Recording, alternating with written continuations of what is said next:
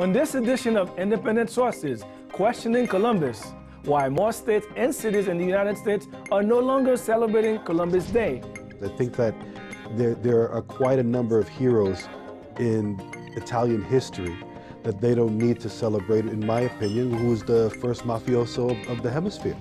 And Farm Fresh, an effort to bring healthier farm-grown food to parts of central Brooklyn. So it's the piece about sort of owning and growing ourselves and kind of having it come from a regional source. That's part of the mission. Those stories and more coming up on Independent Sources.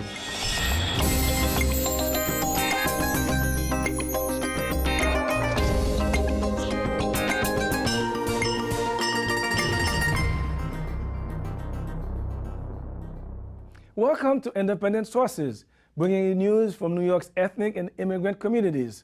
I'm Garry Pierre-Pierre. History, it's said, is written by the victors, and many argue that one of the most egregious misrepresentations of history is the story of Christopher Columbus. To some Italian Americans, the story of Columbus's legendary journey to the New World is a great source of pride. But to a growing number of people from the Caribbean and Latin America, Columbus's story is more hearsay than history. Even here in the U.S., some cities and states don't recognize the day. South Dakota celebrates Native American Day, while Berkeley, California replaced Columbus Day with Indigenous Peoples Day. I spoke to the president of the Taino Nation, Roberto Mucado Borrero, about this move away from celebrating Columbus Day. Roberto, what does Columbus Day mean to you and other indigenous people? Columbus Day is a symbol for me personally of genocide, right? Ongoing genocide and oppression, right? And misunderstanding and even racism. Well, genocide is a very strong word. Why do you say it's genocide? Well, because Columbus ushered in a system of oppression on the indigenous peoples of the Caribbean, primarily the Taino, that if we look at the Convention on Genocide and look at what genocide actually means in those terms, we can apply that really to what was going on in the Caribbean. And that same system of oppression was transported from the Caribbean throughout South America, Mesoamerica, and even up here into North America. Now, I mean, some people would say, you know, some Italian Americans who celebrate Columbus Day would say, look, that would happen 1,000 years ago. You know, can you just let it go? What do you say to that? I think the reason why we can't let it go is because we still see the effects of what happened at that period in time still going on today. American Indian peoples, whether they're in the Caribbean or throughout the Americas, are basically still invisible. My children go to public schools here in New York, and I know from every child we've had to go to the school around the time of Columbus because they always bring home something that says, well, Columbus came over in 1492 and he met the Indians. There's no mention of the Tainos, no mention of our great contributions to the languages of English, Spanish, the foods that we introduced to the rest of the world. Yuca, cassava, for example, is now a staple in Africa and in other regions of the world. And the first place that it was encountered, along with corn, maize or maize, right, was in the Caribbean. You know, these are contributions that we made, and our people are invisible from the dialogue in history. You know, and then they bring home, these children, really cute pictures of Columbus, like everything was just wonderful. And, you know, those same cute pictures are not done of the native people, so there's no interaction, there's no understanding that there was a cultural exchange. But you know, all of this, it's got to be written somewhere, and so some of that history is written. Of course, but it's written, but people don't apply it. It's not in the school books, right? I think more recently, because of outcry, because people are saying, hey, there's another side to the story, we've seen some changes over the years. Not every state in the U.S. celebrates Columbus Day. I think that, you mentioned Italian Americans, I think that there are quite a number of heroes in Italian history that they don't need to celebrate, in my opinion, who was the first mafioso of the hemisphere.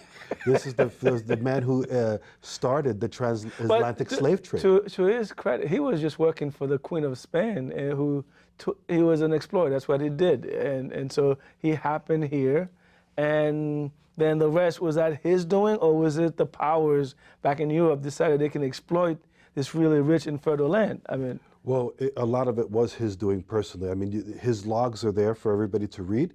They could read, and a lot of people don't want to accept this. We get this with Italian. Oh no, he didn't do that. Read what was written in his own log, from the selling of young girls, giving them out to Spaniards, 9 and 10 years old, giving them to Spaniards as gifts, the wholesale enslavement of peoples to work on their farms and in the gold mines. So yeah, he was promoted and supported or endorsed by Spain, but a lot of the actions that happened on the ground, he was solely responsible for. And you know, some people say, well, we can't hold the man at that time to the standards that are met today. So you already right? know what the argument is. Of course I know it, and it's so ridiculous all the way around. I mean, we can go through this over and over again. I feel at the end of the day, knowing the true history, knowing what he did to peoples and what he started. I mean, I don't know why, for example, any African American would want to celebrate Columbus Day. That's the beginning of the transatlantic slave trade. Well, yes, right? it is. It's gotten to ramped it up to another level. But tell our viewers what happened to the Taínos and other Native Americans in the Caribbean with Columbus's arrival? Land was taken away. People were considered idolaters, devil worshippers for their own spiritual practices, right? And to be input and implant over. At that time, the Catholic religion was the major power, right? So people had to convert, right? Or else they suffered the consequences. And what are the consequences? If you didn't convert, if you didn't give over your land willingly, then they made war upon you. Mm-hmm. And these were people who were coming out of almost 800 years of war with the Moorish and Islamic empires, right?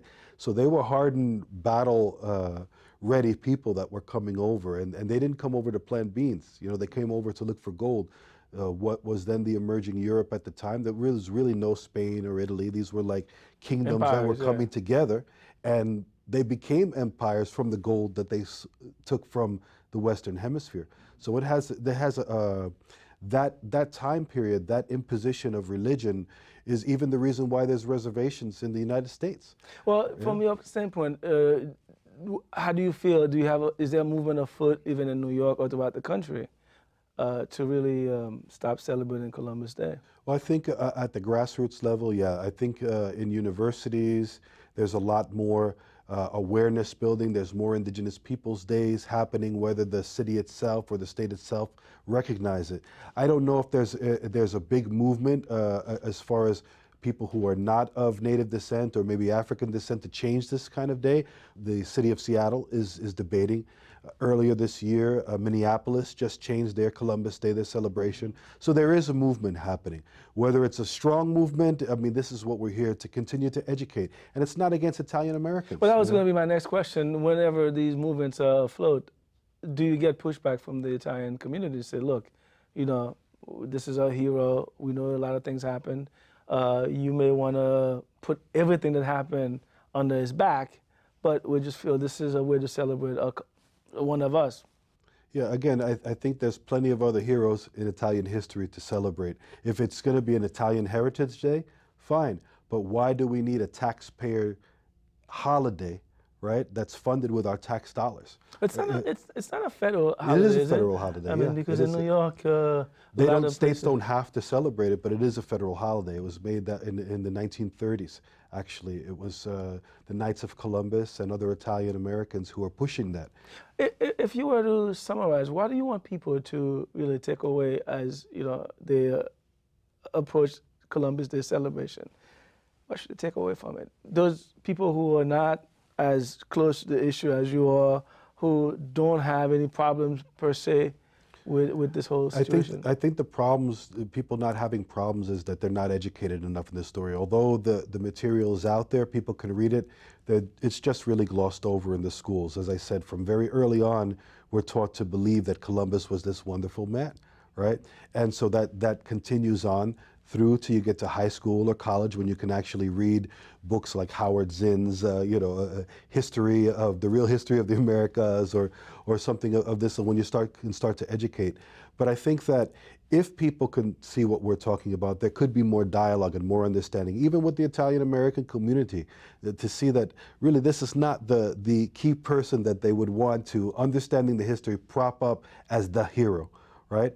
And so I think that that's the main thing, that there's a lot of connections to racism, there's a lot of connections to the commodification of nature, misunderstanding of nature, indigenous peoples, commercialism of the natural world in its sense, oppression, religious oppression, that's all stems to this period. And we still have the effects going on today. You can see it throughout the Americas and South America. You can see it on the reservations how here. So? How so? Because even today, when Native peoples want to practice their own spirituality, speak in their own languages, these things are looked down upon by the wider communities. They're called devil worshippers, and these are the same things that they were saying during Columbus's time are still being said today. We still see, for example, even in Canada, there was an incident where people wanted to do a special a religious ceremony that has to do with the sweat lodge. Other Native peoples who were converted into Christianity stopped that celebration from happening because they felt that it was worshiping the devil. So you see, there's a real disconnect and understanding about what Native spirituality is, what our interactions with the world around us are.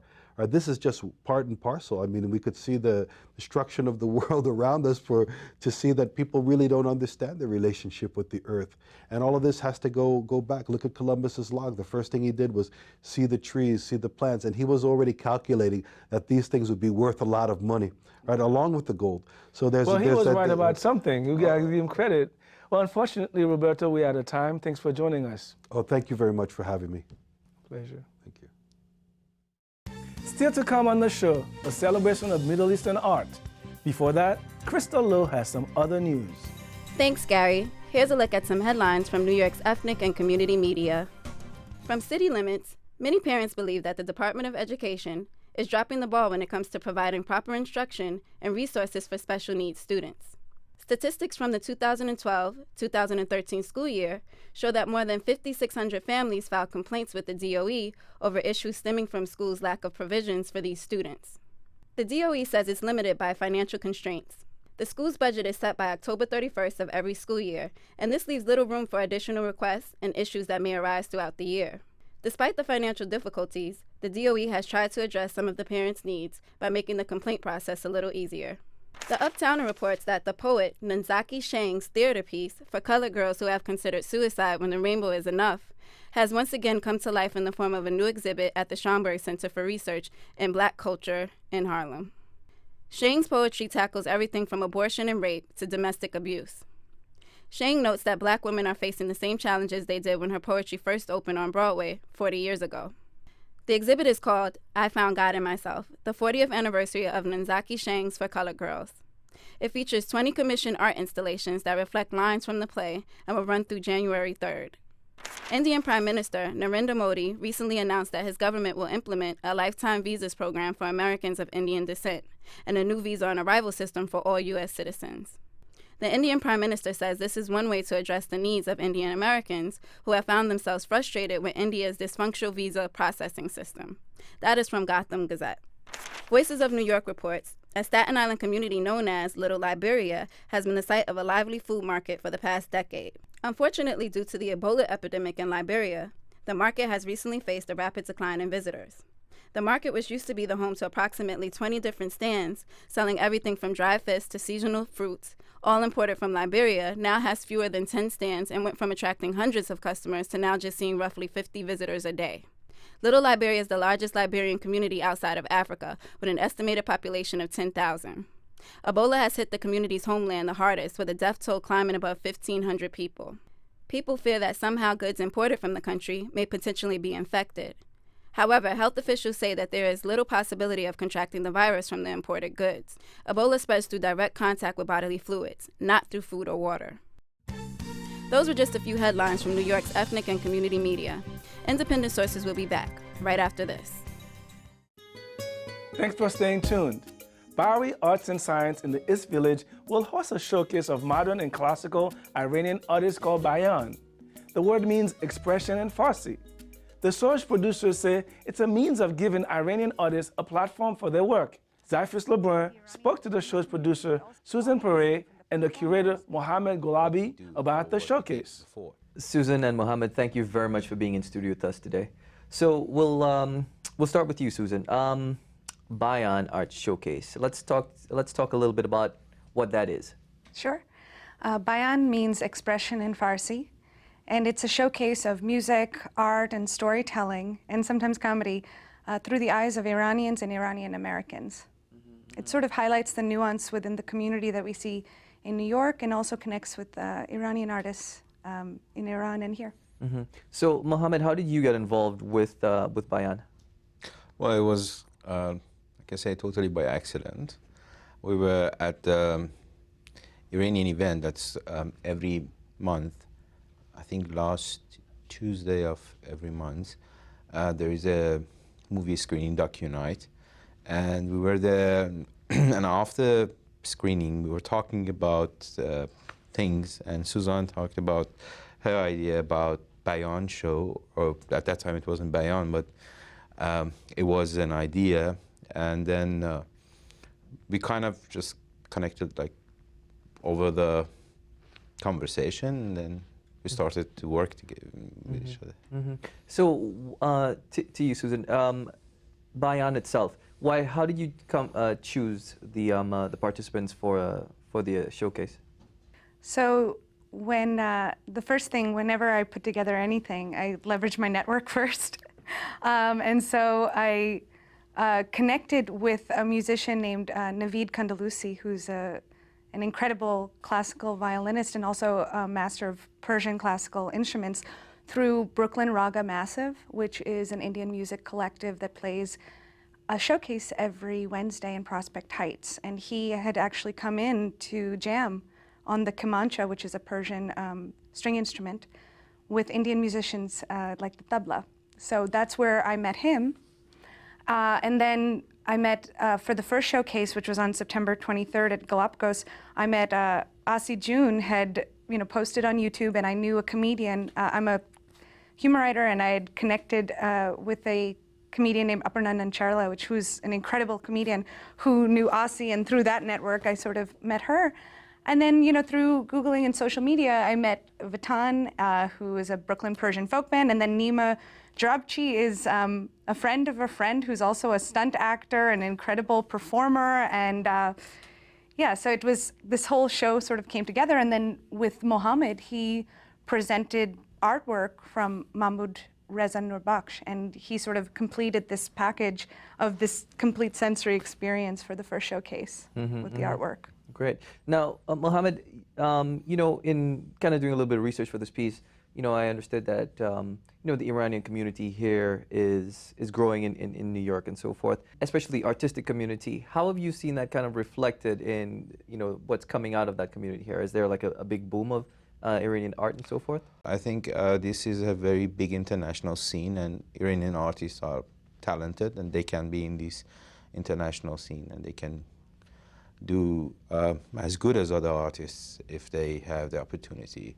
So yeah, I think that's happening, and that's a good thing. Yeah. And Susan, what about you? How do you think that that scene has grown, the Iranian artist scene has grown? So Asia Society had a huge show that closed earlier this year on Iran Modern, and there have been some really big Iranian artists that came here that put sort of this, that do this Tehran to New York connections, which is Icy and Saad, the graffiti artists, and other people in that sort of Williamsburg, Bushwick world. So I had known about that for a few years now, but then also the fine art that's that I've been seeing, even with AIGA did a retrospective on graphic design. So at least in terms of the fine arts, I'm seeing it a little bit more. I'm not part of that world, but tapping into that network, it was a lot larger than I even expected. There are a lot of events going on right now that are presenting incredible work from Iranian artists.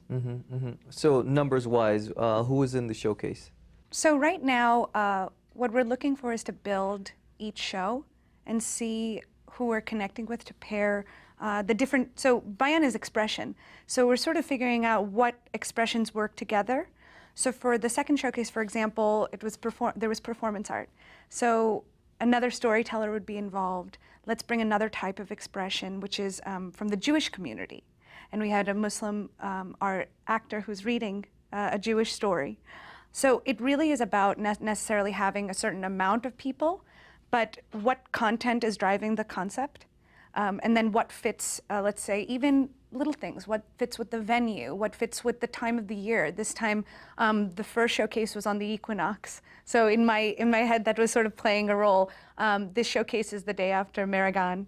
And in terms of how that's going to play a part, I want to be dynamic to see what lends itself better. In terms of, in the future, we're sort of exploring what that will mean. If it's one play or one expression, that may work the best.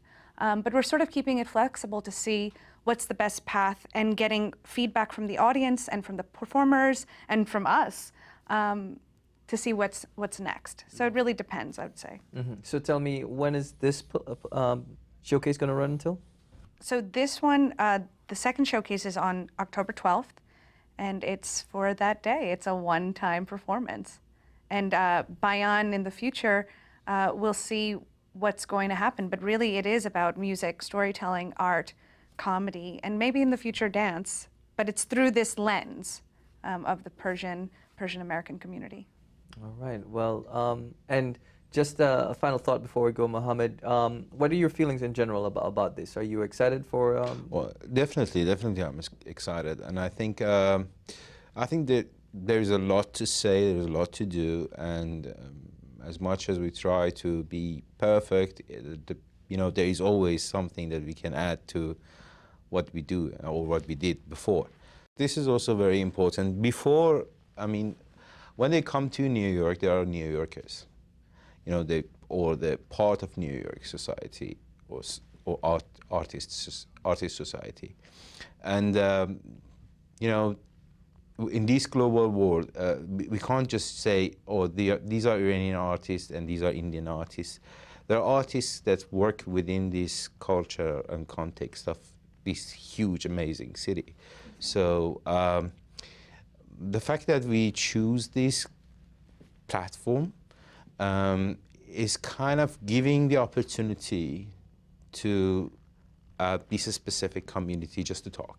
And it doesn't mean that, there is something like, I don't know how to put it, but we just want to focus on them for the fact that we need to give them this opportunity. Right, to give them a voice. Yeah.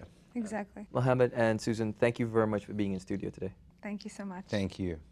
You can buy tickets for the showcase at BoweryArtsandScience.org. When we come back, finding farm-grown food in central Brooklyn.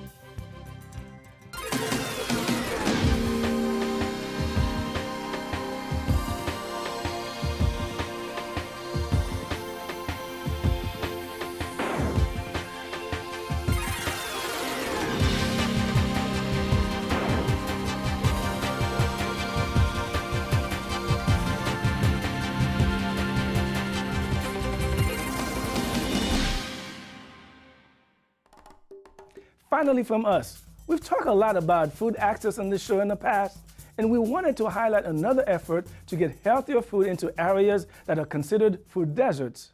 In parts of central Brooklyn, finding high-quality fruits and vegetables remains a challenge. Abby Ishola filed this report about how some groups in Bedford-Stuyvesant created a farmer's market as a way of bringing good food straight from the farm to local consumers. Every Wednesday, Bed-Stuy residents can look forward to buying fresh fruits, vegetables, and treats sold by local farmers on Fulton Street and Marcy Avenue. Well, I came to the farmer's market to shop because I feel that it's best for food to come from the farm to the marketplace. So today I picked up some corn and some zucchini and squash. Unless the farmer's market exists, it's very hard to go into the regular supermarket and get really fresh food that is not GMO. The majority of the sellers who participate are local farmers and vendors of color. The project is in its second year and will run until October 29th.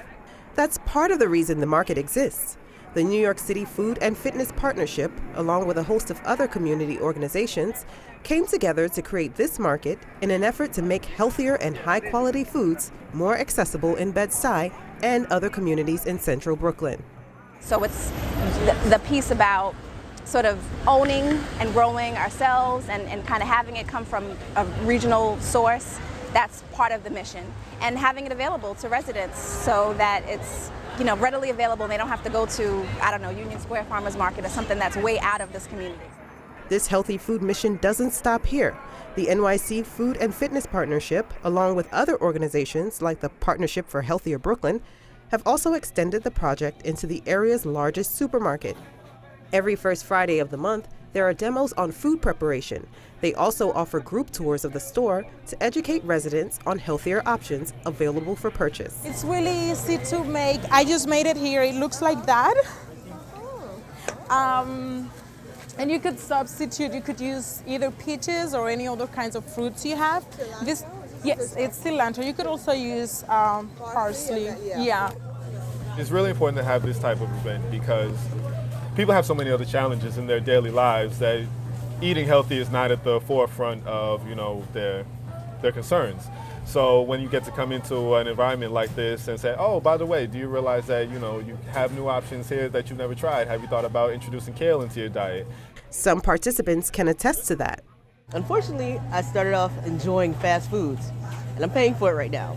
But it's never too late to learn, and it's enjoyable to learn because then you get a chance to cook with healthier foods, and they're showing you how to make healthier foods like this. This is delicious. Organizers say even after the official program is complete, Foodtown has agreed to maintain many of the changes they brought in to encourage healthy eating. Abby Ashola for Independent Sources. That's our show this week. Thanks for staying tuned. Till next time, be independent-minded.